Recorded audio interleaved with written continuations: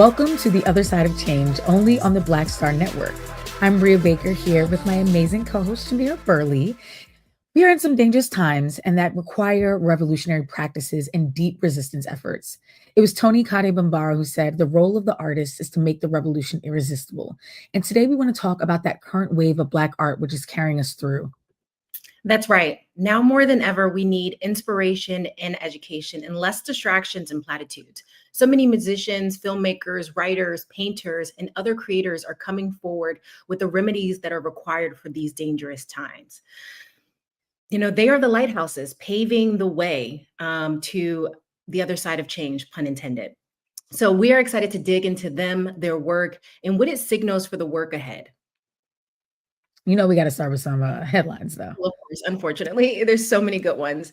It's been crazy. I mean, I want to start with what feels like a full Onion article, South Park episode, What Kind of World Are We Living In? Which is that white South Africans, which really means, you know, if we're remixing this headline, Dutch and British immigrants to South Africa are being granted refugee status by the Trump administration, and they have just arrived in the US this week.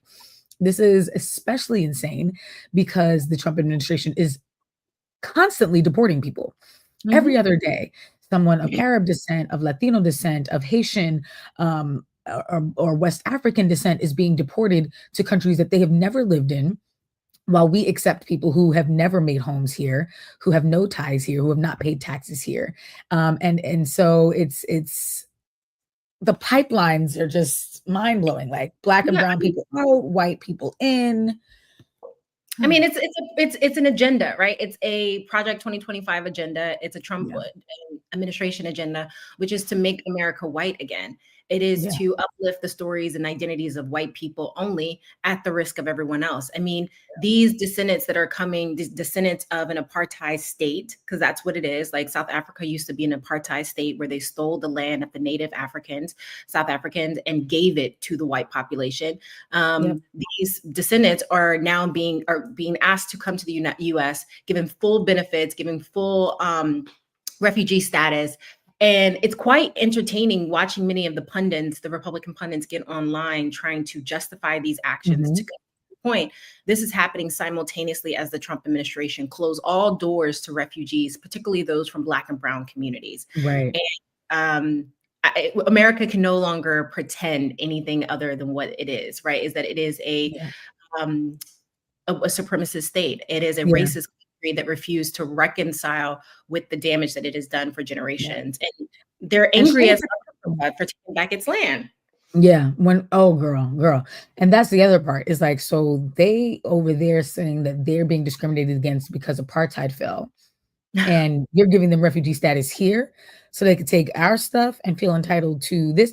And especially coming from the party that says we don't have the money to create livelihoods and safety and healthcare and jobs for immigrants, but you got money for them. Yeah, I mean, this is not contributing versus a lot of the people being deported are like people with visas, people with green cards, people who are working here, studying here, teaching here, paying taxes here. We don't got no space for them. We got space for these Afrikaners. And their woe is me. It's been really bad since 1994. Like, get out of here. But as you said, make America white again. That's the agenda. So yeah, seeing them scramble has been crazy. Yeah. And also, I mean, we know this is an agenda of Elon Musk, who is the fake first lady of the Trump administration. And he also is a descendant of an apartheid state, and his family wealth was generated through that apartheid state. So I'm not surprised, and neither should we, but it's a prime example that we have to just continue to call out BS when we see it, especially when they're playing in our faces, like they're playing in our faces.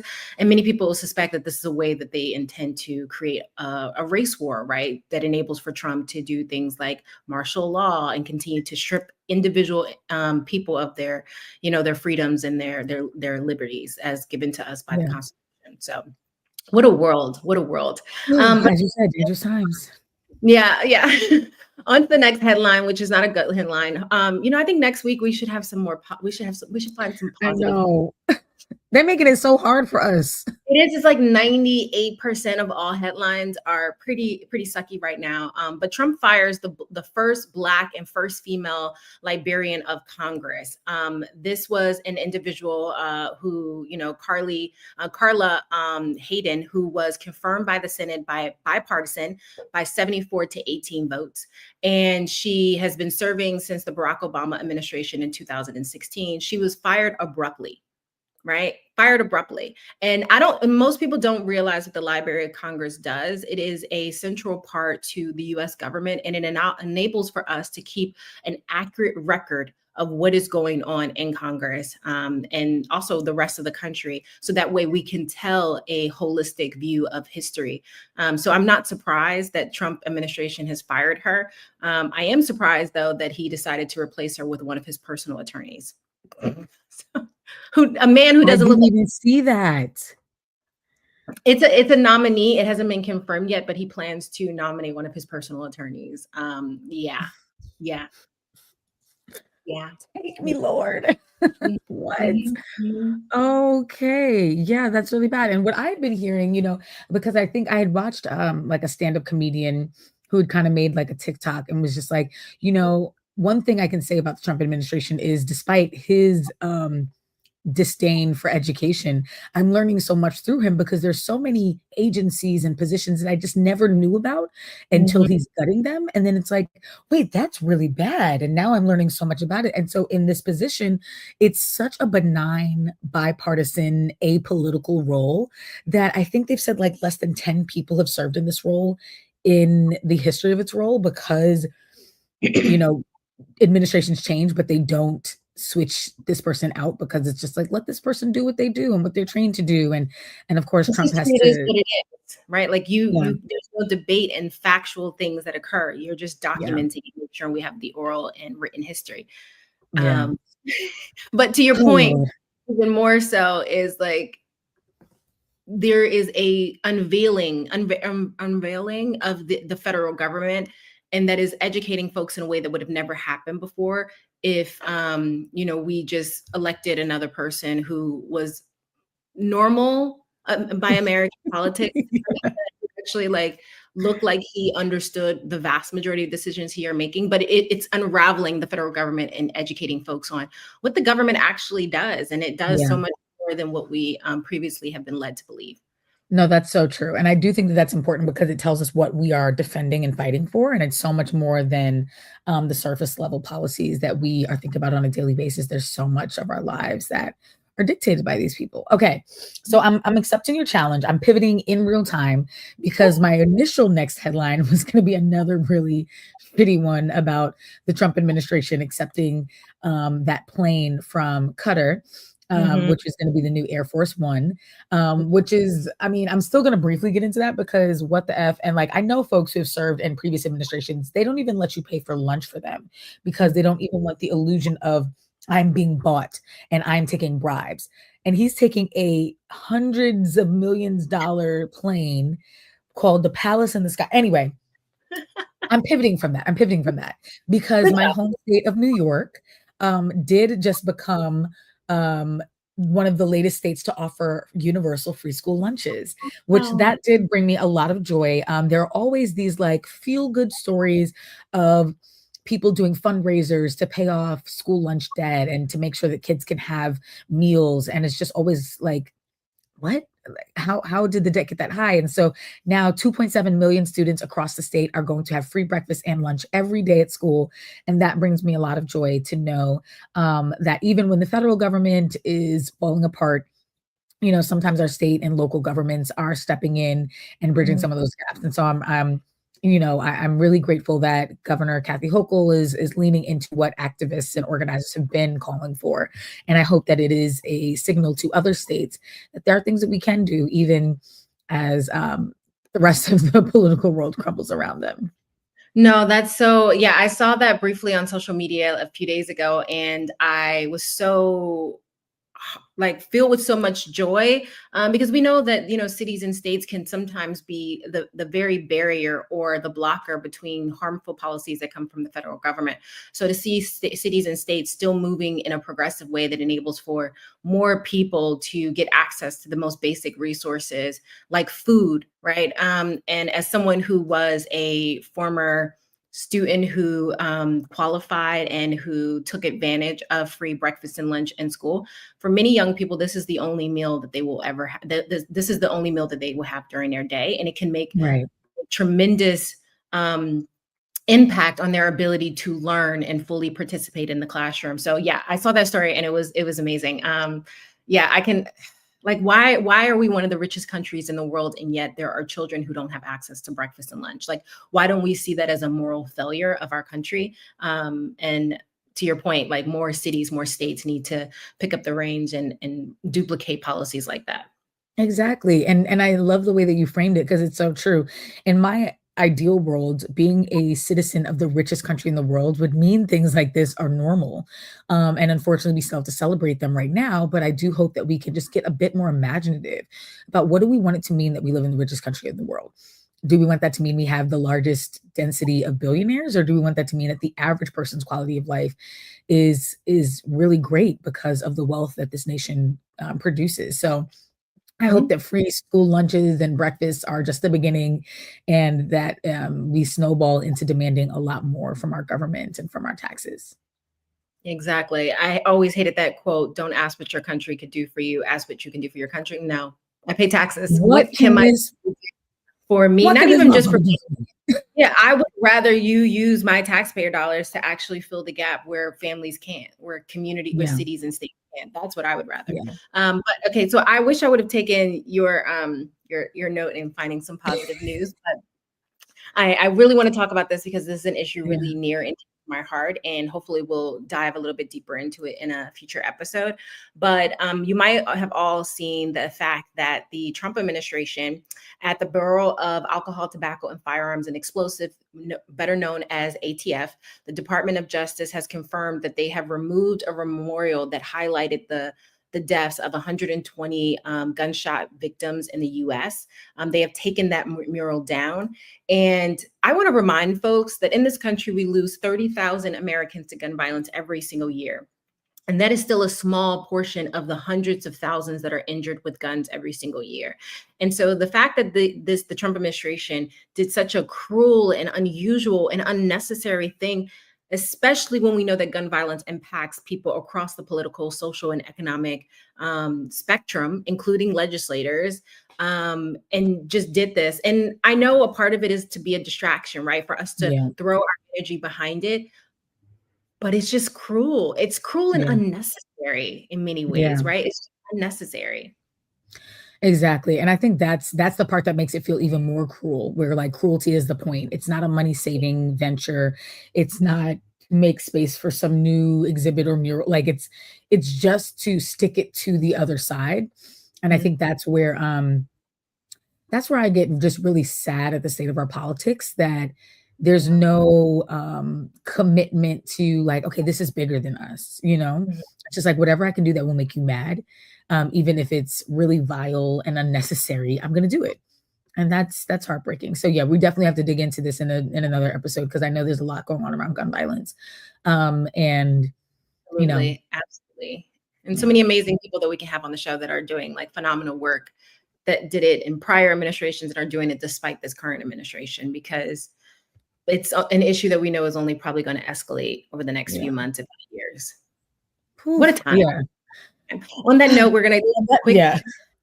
For those who are watching, you are watching The Other Side of Change only on the Black Star Network, and we'll be right back.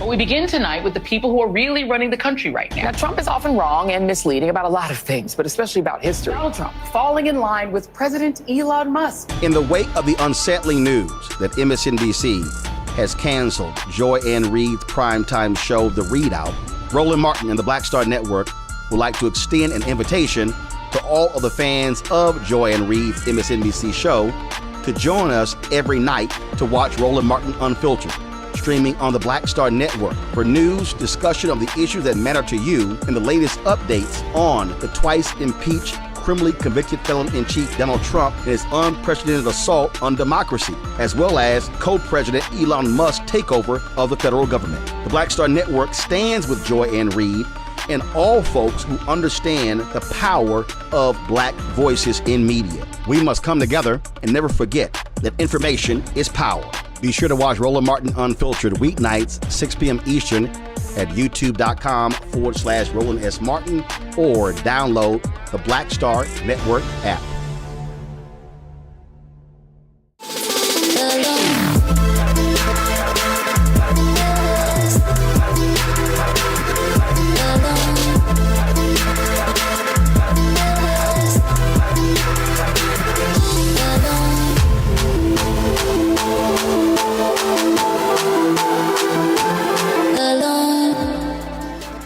Welcome back to The Other Side of Change, only on the Black Star Network. Before the break, we were unpacking some of the most pressing headlines. And now we're going to dig into the role of revolutionary artists who are creating the soundtracks, the preludes, and the visual interpretations for how we feel and what we're reclaiming right now. Yeah, it's funny how when politics are upside down, artists finds ways to reground us, right? And I just deeply believe that we're in the midst of this artistic renaissance, nearly 100 years after the Harlem Renaissance. So that feels apropos. But yeah, I'm excited to see what it unlocks in and for us because we need the reprieve that they're bringing. Absolutely. And, you know, since Virgos are clearly the main character, let's start with the Beyonce Cowboy Carter tour, which I still need to get tickets for. So if Beyonce, if you hear this, Stop playing. Yeah, don't even play. This is going to be your reminder. Yeah, you know, I can't lean into the Virgo supremacy thing, but as a Beyonce stan, I will say that yes, the visuals, the sounds, they're so moving. And this, I'm going in Atlanta. This is going to be my 8th time seeing Beyonce. Oh, what live. date? Okay. Now I'm going in July 14th. So I'm so hyped about that. And this is Act 2, which I just love to keep reminding myself because there's a 3-part series of Beyonce reclaiming musical genres. She started off with dance music and just like queer creativity. Now it's country through the Cowboy Carter album and tour. And I can't wait for what's next. But I love that she's reminding us like we Black people are the originators of all this shit. And so as the political folks are trying to make America white again, she's making America as Black as can be. I think she actually just made history where she's only like 5 or 6 shows in. And this is already the highest grossing country tour in history of any artist of any gender or race. And I believe she took that title from Michael Jackson, who was also a Virgo, but you know, that's neither here nor there. Yeah, fun fact. But no, I fully agree. It's truly interesting watching a moment of, I think, self-discovery for a lot of Black folks who are not the artists themselves, and also the artists as they explore their own roots and identities as it relates to music and artistry. Questioning the lies we've all been told about ourselves and each other. And to see that manifestation come through music, I think allows all of us to be like, you're right, we did start this, we did create this, and we created it in some of the worst conditions humans have ever experienced in history. We did it despite the violence, the displacement, the trafficking, the sexual assault. We did it despite like systematic barriers being put in place to prevent us having upward mobility. And especially because, you know, Beyonce's petty, like most Virgos, and I think many people don't realize that Cowboy Carter is a manifestation of her being disrespected at the CMAs, which is the Country Music Awards a few years ago when she appeared on their annual awards with the Chicks, formerly known as Dixie Chicks. And she performed, Daddy Lessons. And that was the most watched CMA award performance in its history. And they fell to racists who were complaining online and took that video down. So Yes, this is Shooting the themselves moment. in the foot. Shooting themselves in a foot, and also just not being honest. Like like the lack of intellectual honesty that was presented in that moment, because we all know that this is a sound, this is a music, this is an identity that comes from Black culture, comes from the suffering and the joy that Black people found through music. And hearing Beyonce tell stories, but also almost give like calls to action for all of us to take. Yes, no, I think that's exactly right. Definitely calls to actions. And I think I have been so transformed by it. You know, there have been online debates about the album, whatever. I genuinely believe that Cowboy Carter is her best album. And one of the reasons I think that is, I think it's like her most complex album that she's ever done. Mhm. The range, because it's like country, but it's not in a typical sense, which I really love too. She's like, oh yeah, flamenco is also country. Like Black trap country is also country. And just like bringing in all of these different sounds and things. And I was one of those people who prior to this era very much leaned into, I only listen to hip hop, rap, R&B. I don't need white people music. Mhm. And her reminding me like, girl, don't let them take your shit. Like this is you. I think has been so like transformative for me, because then it's helped me to reconnect with also my elders. Like my grandfather loves country, both like country western TV shows, country music. And so that's like realizing like, oh, like that, yeah, this is us. And this feels familiar. I think it was just like how she reached in and like taught me something that I hadn't seen before. I just think it was just so beautiful. The way that she did that. So it just felt like such an affirmation, such a history lesson. Because I think through this, people have also been learning more about country icons like Linda Martell, even like Mhm. newer Black country artists who are out here, have been out here making music, and has put people on charts and in position to win awards that they would not have otherwise, because she's just raised the platform of Black people in the genre, which I just really appreciate. So, but even as a stan, I do also want to be honest that we are still talking about a billionaire here. And so while I love the sound of the music and how it makes me feel, there is a part of me that's like, okay, I do believe that it is revolutionary to reclaim these genres. And is there, you know, am I being nitpicky to still want more? Like, I'm gonna also be honest. I think the American flag ephemera is something that I was like, okay, I'm gonna get over that for the concert. But I think that's the one. Those are like my only two real critiques of the work. Is like, why are we? You know, I've seen people say coming out of the LA shows like this is the most patriotic I felt in a long time, and I'm like, I don't want to feel patriotic though, but I don't know. Yeah. Maybe that too is a reclamation because we built this country in the same way that we built these genres. I don't really know exactly how to feel. Yeah, I was going to say that I think when I first initially saw the American flag, and now that I've been in so many discourses and watched so many videos of people like really analyzing and breaking it down, and typical of Beyonce to not like explain it, like almost to allow folks to have their own interpretation and give you nuggets right along the way. I was not a fan of initially seeing the American flag, because oftentimes when we see it in the context of the US, it is normally related to like white supremacy, right? Like normally folks who are waving the American flag outside their house are those who rarely want that American dream extended to the rest of us. Um, Right. so, but I will say now that I am months into re-listening to and re-analyzing what the words of those songs actually said, it's to your point, it's reclaiming the fact that this country would not be what it is, who it has the potential to be without the sacrifices, the unintended and not voluntary, right? Non-consent sacrifices of Black and Brown folks, um, and the natives who built this country through unpaid labor. And while I can appreciate Beyonce's artistry, I also have to grapple with the fact that you cannot become a billionaire in this country or anywhere in the world without somewhere on the supply chain, labor is being exploited. And I think it's our responsibility as consumers and Black folks to, yes, celebrate the artistry, celebrate the work in which she represents, but also question how many Black people see wealth as the ultimate pinnacle of freedom. Right. Really, it is putting us in a box of white supremacy that is never ending. I Preach.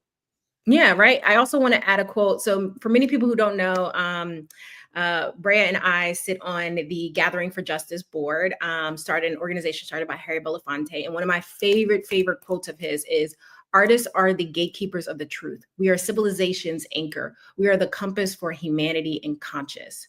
That's complex in every way. But at no point does it say that artists are excluded from critique. Preach, girl. I mean, if we was in church, pass the offering plate. No, you are so right about that. And I do think that art is meant to be a conversation, which I appreciate. She's not offering us an answer. She's offering us her experience and more questions, which I do appreciate. And it doesn't mean that anyone's above critique. And critique is what makes us better. I had seen somewhere, just thinking of critique as a gift and the idea that someone believes that you can always be better and that they believe that so much that they're willing to offer up ways and insights and things of that nature. And I do think that that's true. And another person who's been leaning into the American flag ephemera, but also through this like political lens is K. Kendrick. Yep. And I've been loving that too. I mean, he's been on his run since last year. I've been like, yes, get Drake out of here. Reclaim like what you could be Black, and that does not mean that you're like. I thought you were part of the light-skinned community. You going to throw Drake under the bus like that? First of all, listen, I'm part of the light-skinned community. He's part of the biracial community. There's some overlap with us, but we are different. Okay, that's true, very true. Your politics is different. The politics are very different because in a real note, like the proximity to whiteness thing, like especially biracial with white moms. Listen, I'm not trying to start a war here, but I do think that when you are raised by a Black woman, it's just very, very different, and they instill certain values in you. And I just think that if Drake had a little more of that at home, maybe he would understand some of what Kendrick's coming from. Because even in the rap beef, he always rapping like he's trying to free the slaves. Like, sorry, what? Why? Okay, that's weird. Punchline. Yeah, just weird all around. But even beyond the beef, I do think that Kendrick, in the Super Bowl performance, like really leaning into what is this American project, the Uncle Sam, references and whatnot. I think it was really important what he was doing, and it was still like American flag everywhere, red, white, and blue. So I think we can have similar critiques there, but I loved it. What were your thoughts on Kendrick's? I mean, I was on my couch. I was so excited to attend his concert that also featured a mini football game. I think they used some sort of pigskin to like kick things down the field. No, the Eagles were playing and we won. So I was very happy. I felt very full. And I remember watching the performance and thinking, oh, they're going to hate it. And I love it. And I absolutely love it because it was a performance for us, by us, and a representation of like reclaiming a space that we know has so much trauma, meaning the football field, right? Sports. The NFL, we know that space has so much trauma for us. We know how they view us as entertainment only. And I think it's even despite him, and that's a reminder that even when artists are given space into places that are traditionally not for us, they still have the ability to stand on principle and morals. And I think he did that through his performance by not allowing anyone to influence how he showed up in all of his Blackness. Yeah. 1 million. I agree. 1 trillion%. Trillion. At this point, have you played the lottery for me? Because you got numbers, in mind over here. No, but it's been a good year. It's been a good year for Black music. Also literature, the writer in me has to bring that up too.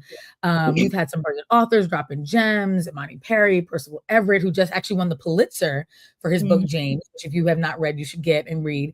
K.C. Lehman and Fred Joseph and Morgan Jerkins and someone who we have as a guest, Joél Leon. But we're going to bring him up after the break. So maybe we should head into a break real quick and dig more with Joél about his work and what he thinks about art in this moment. Perfect. We will be back.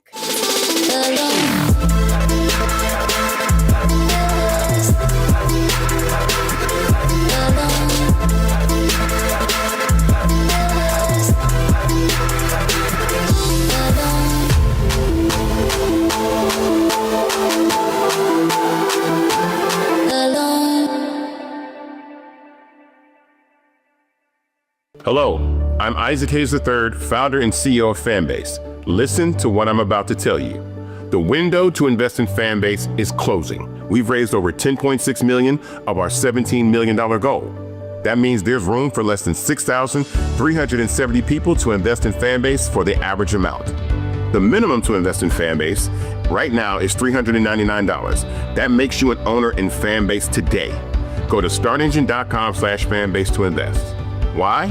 Because current social apps have taken advantage of users for far too long, with content suppression, shadow banning, harmful racist content, and no real tools for monetization and equity. Fanbase has over 1.4 million users and counting, allowing anyone to reach all their following and monetize their content from day one. Social media is the new TV, and whoever owns the apps that distribute that content have the opportunity to own potential billion-dollar companies.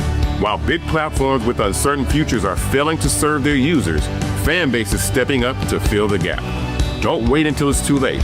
Invest now, invest for yourself and your future. Go to startengine.com/fanbase and own the next generation of social media.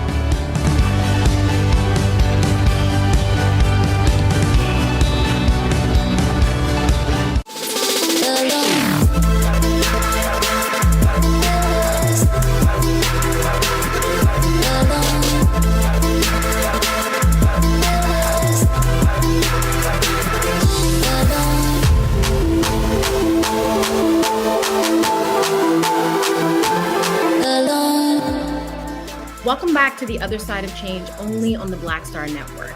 Joining us now is Joél Leon, a Bronx-born and raised performer, proud girl dad, author, storyteller, and writer. He tells stories about Black people specializing in moderating and leading conversations surrounding race, masculinity, mental health, creativity, and performing arts.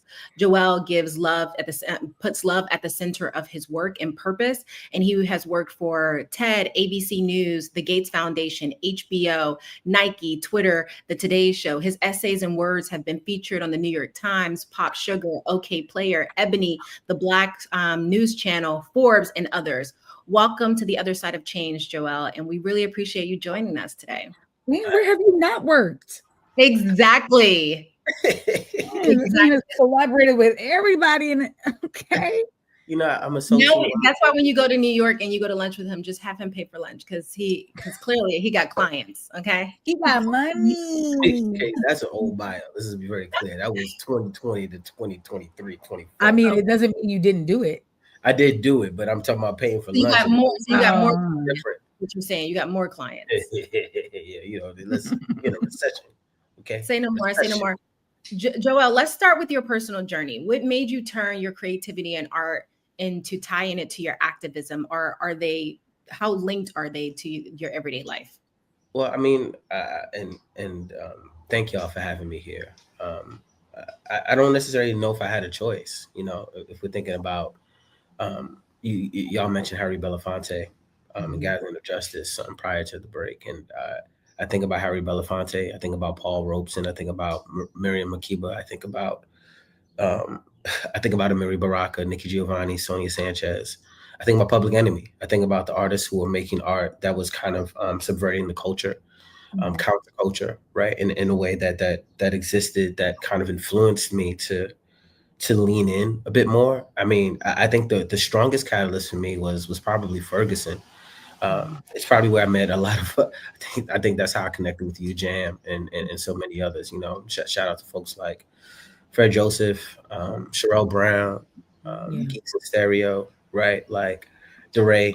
You know, like there was a period in time where I think, and kind of piggybacking on what you were talking about, Brea, like this Black renaissance of writing, I really do feel like it started right around Ferguson for us, like as young adults, you know, and granted, I wasn't that young, but I was young enough to be like, oh, we're on the precipice of something that hadn't happened, especially in like the literature space and the art space. And so like, even in that time period, a little bit before that, you think about the hip hop blog era, you think about K Dot and like how he's continued to remain true to the art that he's making even then and still to this day. And so for me, I don't really feel like I had an option, you know, whether it was the poetry or whether it was the music, the essay writing or the community building, recognizing that the art is fundamentally connected to how we look at social justice movements and also how I think we liberate ourselves and each other.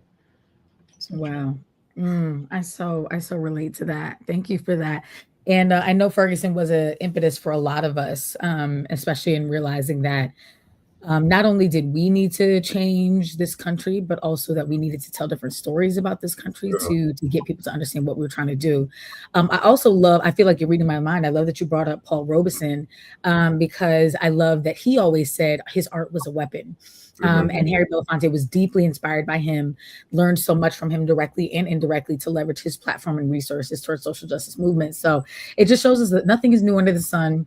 And that our elders and ancestors have really paved the way.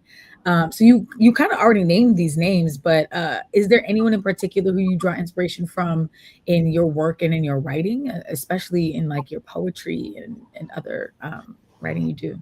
Well, I mean, it's twofold. Like I tell people, Toni Morrison was always my North Star. So to have my book published through Holt Macmillan, who were the original publishers of The Bluest Eye before Random House bought the rights to the book, was fundamentally important to me and very serendipitous. But like Toni first and foremost. But I always tell people my favorite poets are rappers. And so when I think of the Jay-Z's of the world, the Nas's of the world, the Biggie's of the world, the Andre 3000s, the Tupac. I love Pac. I mean, if we can have that's a separate conversation. Are you doing this East West Coast joint? I can't. If people ask me who's the greatest hip hop artist of all time, I would say Tupac. But I don't consider Tupac, like, I'm not putting him on top of like lyricist MCs categories. That's a way, like Jadakiss and Tupac are not in the same stratosphere when it comes to like lyrical dexterity. But like, if we're talking about impact of artistry, like Tupac is right up there with Kurt Cobain, with Bob Dylan. Like his impact is beyond. And I think, I mean, from the poetry standpoint, you hear like a Dear Mama, you hear Keep Your Head Up. There's a beautiful way that Pac was able to embody a song. And then like also he has the gift of a voice. Like we don't talk, I mean, I don't want to get too far into the weeds here, but in hip hop, tonality is actually so important.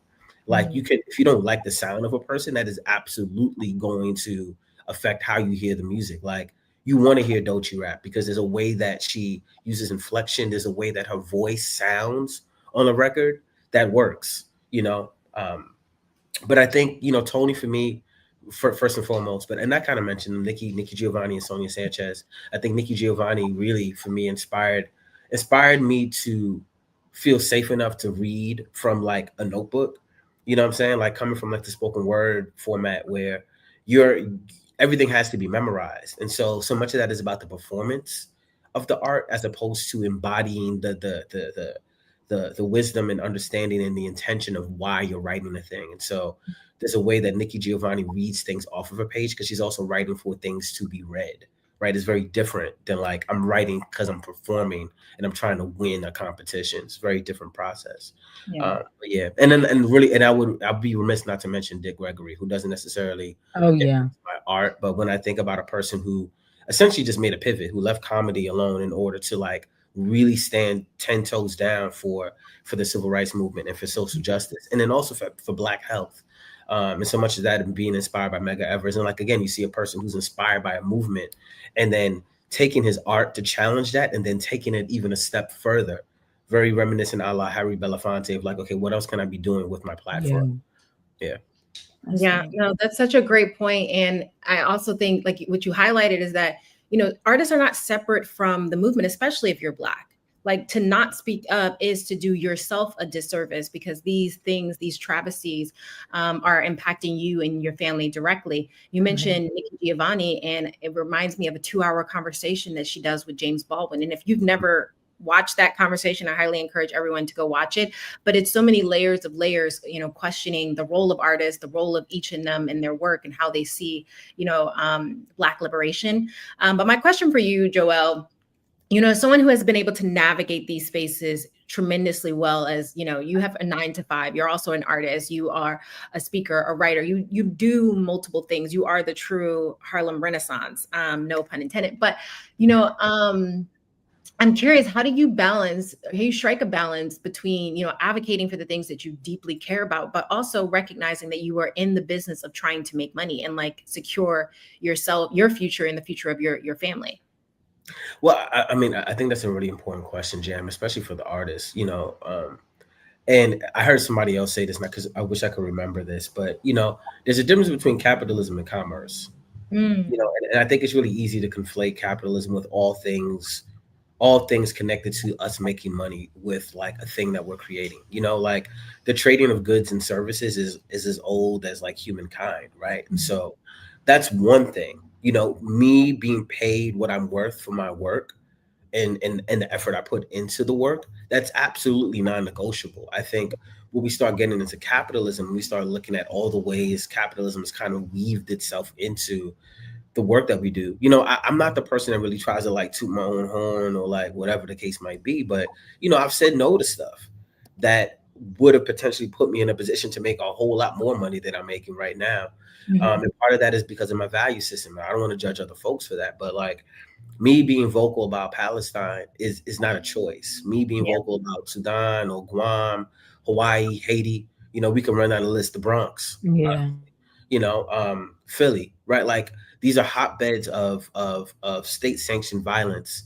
And so much of that is not because we as the everyday citizens are choosing to support capitalism, but like that's the system that we have right now in America. And so I think part of the work for me has been learning how to mitigate the harm as much as possible, right? So there's a lot of stuff that I got to say no to.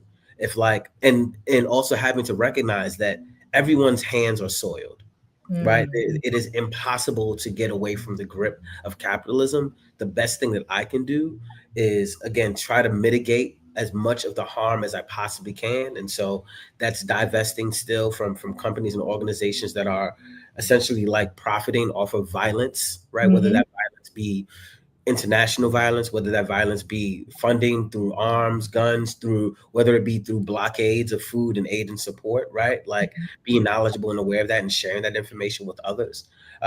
But I also too, I got a family to feed, and we are also unfortunately not at the point in this lifetime where mutual aid is fundamentally seen as revolutionary across multiple communities, right? Because if I quit my job today, there is no mutual aid that's going to support myself and my family like ongoing, right? Like, and that's the problem more than anything else, because I think when we start having conversations about global strikes, yes, like imperative. And also if there's no communal support for that work, people are going to be suffering. People are going to, and there's no support systems that we have in place in order to catch us in that way. And so there's a very delicate balance between what can I say yes to, what can I say no to, and while still making sure that I'm empowering communities to also think through and be more intentional about how we lean into our art practice as a means of liberation, and what are the organizations and institutions that are supporting work that is doing that, and also how do we bring collectively our energy and resources together in order to create a thing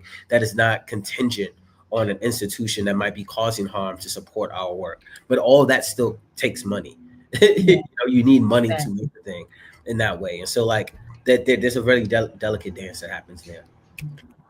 Ooh, that is so real. I just appreciate you digging into that, because I remember getting into a kind of debate with people who were just labeling anybody who trades in their time for labor as capitalistic. And I'm like, well, living in a capitalistic society requires money. Living in any modern society right now requires a level of money. To do the work that we want to do, to liberate our people, to launch programs requires money. Like to give people housing requires money, to give people healthcare. And it's greed that we need to be vigilant against. But I think that the idea that anyone selling something, anyone bringing in any kind of resources is the enemy is definitely something we need to resist that mindset of. And it's more just like, what does the pursuit of money, how does that change our behavior? And I like how you said that, like, okay, certain things are just non-negotiable for you. You're going to speak up about certain issues. And if that leads to less opportunities, then that's something you're accepting.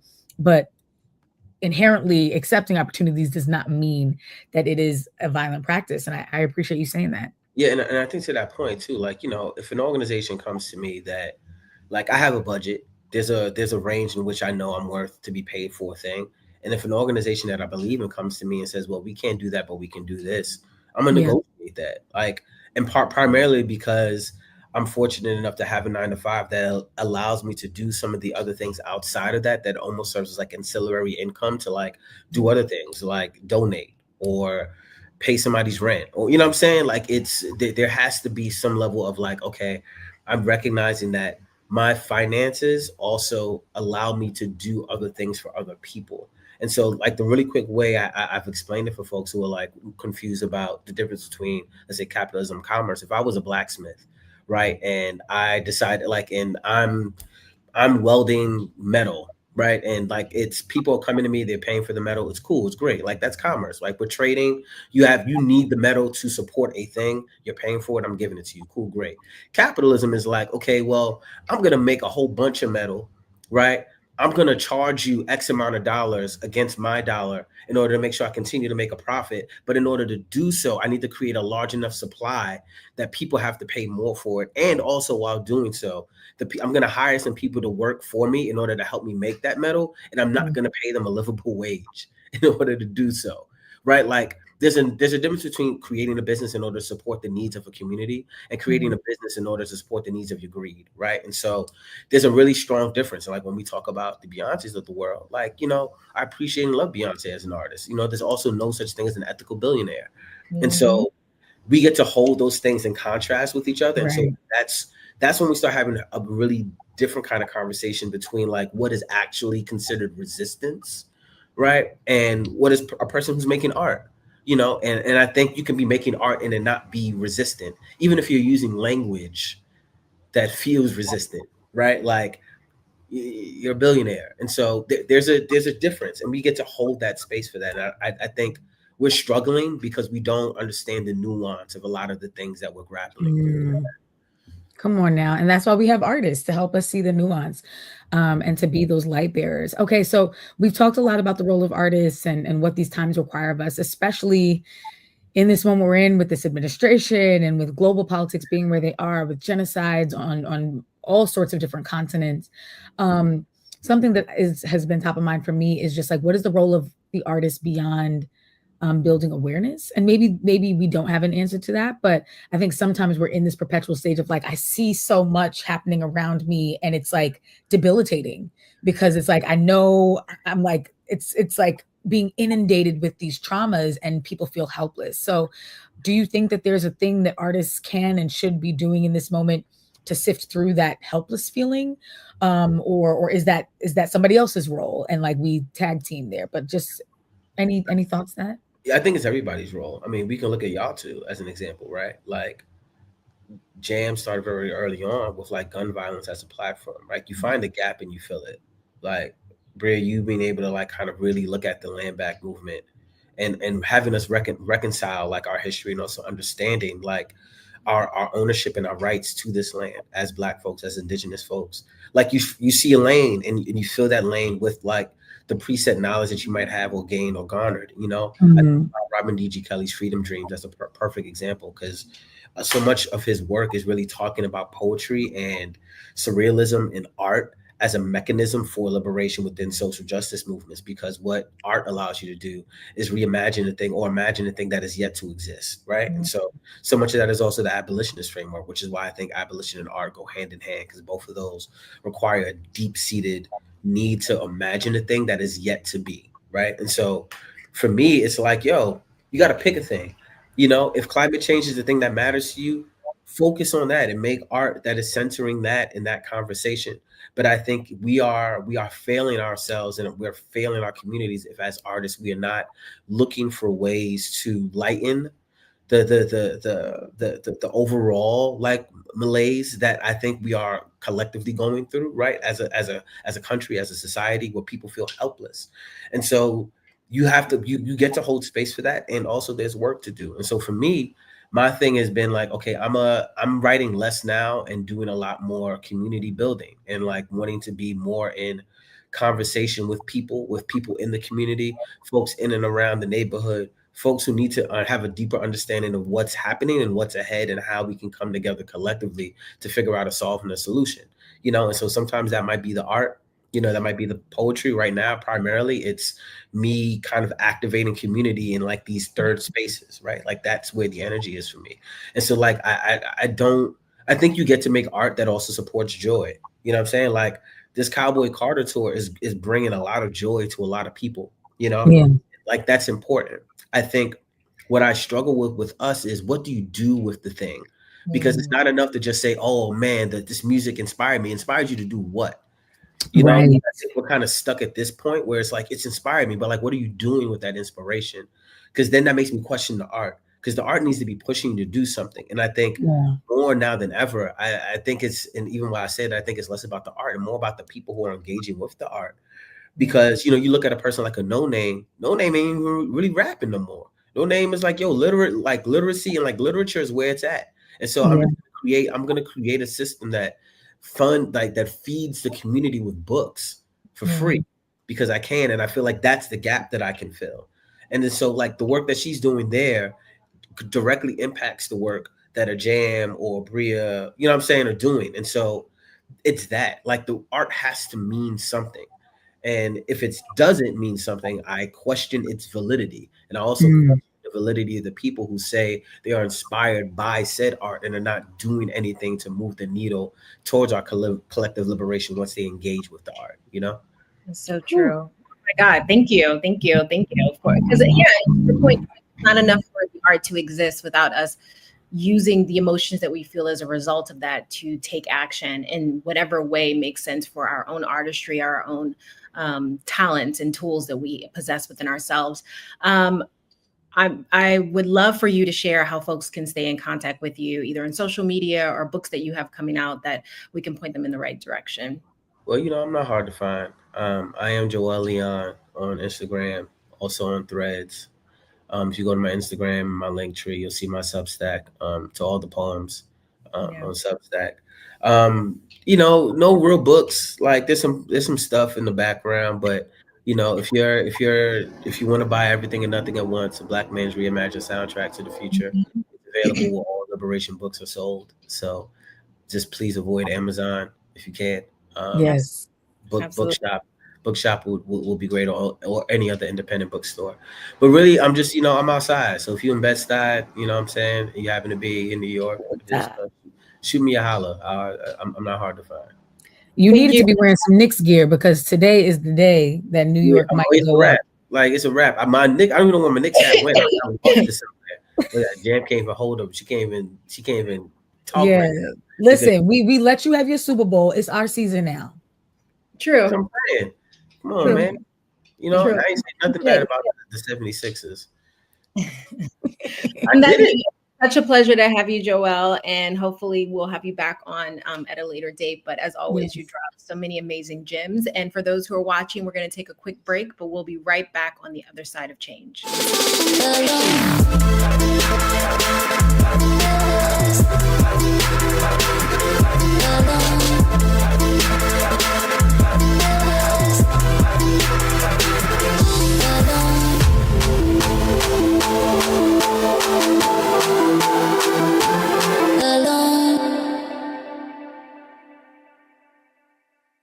What's up, y'all? Look, Fanbase is more than a platform. It's a movement to empower creators, offering a unique opportunity for everyday people to invest in Black-owned tech, infrastructure, and help shape the future of social media.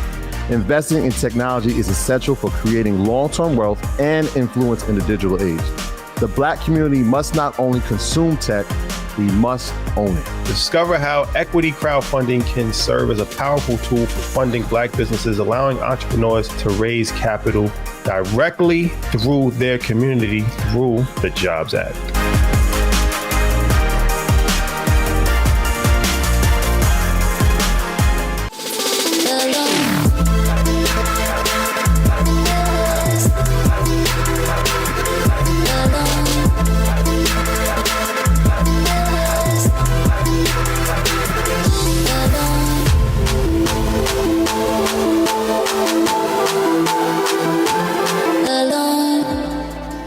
Welcome back to the other side of change. And as always, the conversation is far from over, but we hope we created some clarity that the stakes are high and the fight continues ahead. Yeah. And if you want to dive deeper, you can follow Joél online. You can also buy his book, Everything and Nothing at Once, which is really, really beautiful. And as was mentioned, I mean, support Black artists right now, support Black musicians, painters, go to their exhibits, go to their galleries, and not just the famous billionaire rich ones, but also the ones in your community, those who are putting on and trying to create spaces for us to be and mobilize and organize, because we need that more than ever. Absolutely. And to Joelle's point, if you can, buy locally, especially buy your books locally. And as always, stay engaged, know your rights, organize, and hold your representatives accountable. Until next time, keep pushing, only on the other side of change on the Black Star Network.